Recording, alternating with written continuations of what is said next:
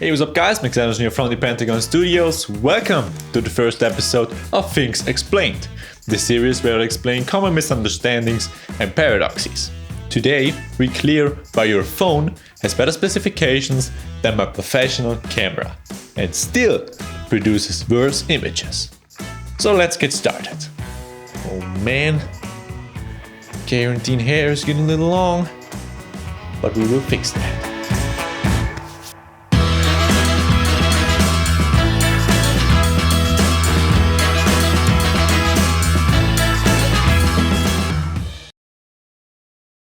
First of all, I'm aware that this is not a fair comparison. I'm comparing a phone to a camera. While a smartphone can write mails, make calls, and doing all sorts of cool stuff, my camera can only do one thing: produce photos and videos. It is a tool built for that specific reason, and it should always be better. But is it? Let's compare them. To begin, let us talk about the most important thing, the specification everybody's talking about: megapixels. The amount of megapixels defines the resolution of an image. It tells you how much pixels there are in an image. My Nikon C6, for example, has 24 megapixels. 24 million pixels.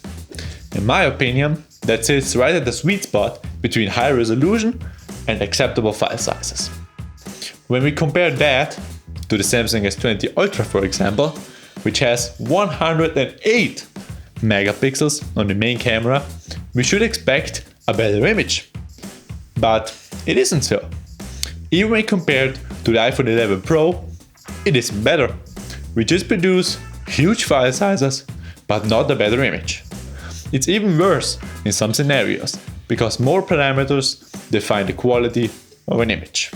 An important indicator for that is the size of the image sensor, the part of the camera which reads the light data and transforms it into an image.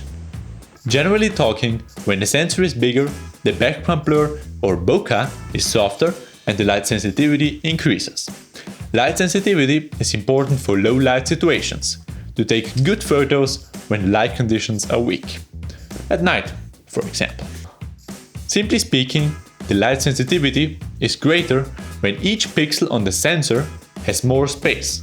So when we crush more pixels on very little space, like on smartphones, the light sensitivity decreases and it performs bad in low light situations. And this is the case with most smartphones.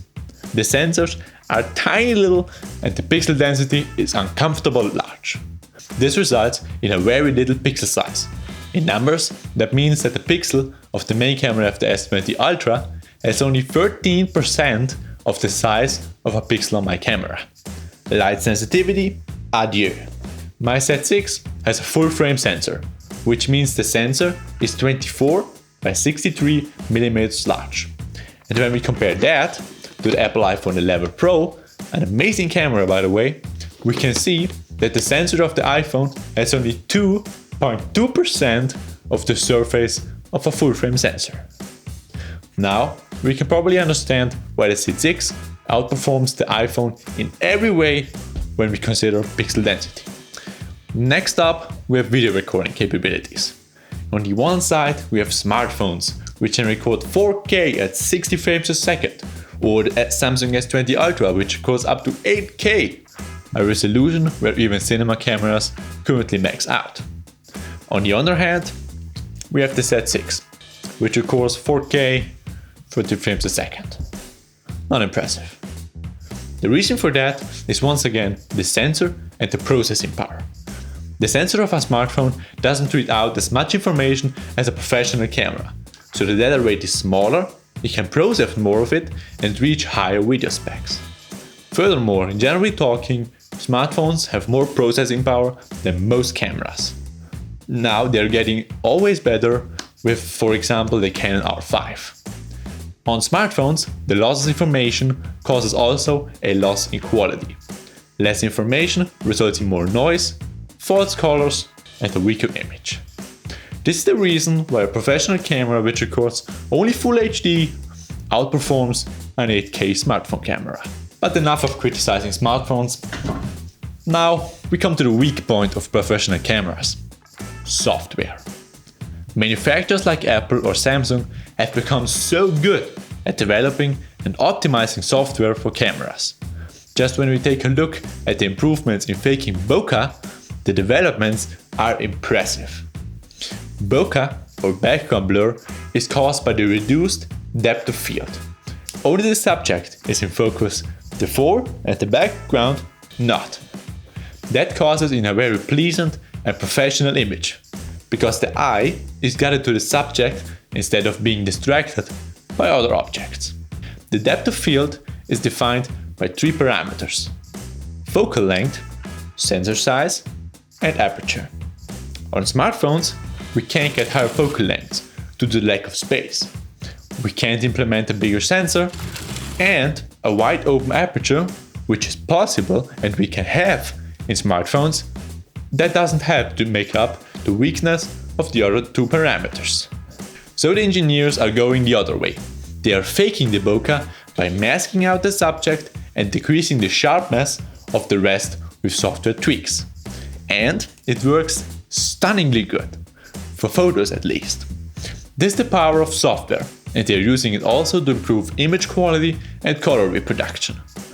Due to software, the differences in image quality between smartphones and professional cameras are sadly little, and this is also the reason for this comparison.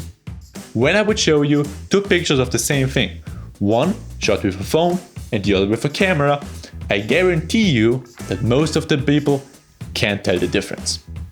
This is why camera manufacturers also need to improve their software. But it is also not fair to compare the same pictures like we do in every other reviews. Because with a camera, we can get photos that are impossible to shoot with smartphones. Just think of macro or wildlife photography. A comparison would look something like this. And with a camera, we can also get angles that are impossible to shoot with a phone, because the handling and ergonomics of a smartphone are simply bad. Instead of comparing the same images, we should rather ask ourselves which shots I would have missed by using a smartphone. To conclude this episode, I want to say that a smartphone won't ever make a professional camera obsolete. The ergonomics and the flexibility by using different lenses justify the existence of my C6. But it is truly impressive that smartphones can produce such amazing content. And if you have nothing else, it's a great tool to get started. If you like the pictures you've seen, go check out more of them on my Instagram page, maxanderson.official. Link below. That's all for now. See ya!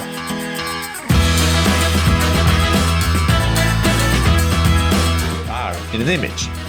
For example, oh man, kinda hot under this hat. Ooh.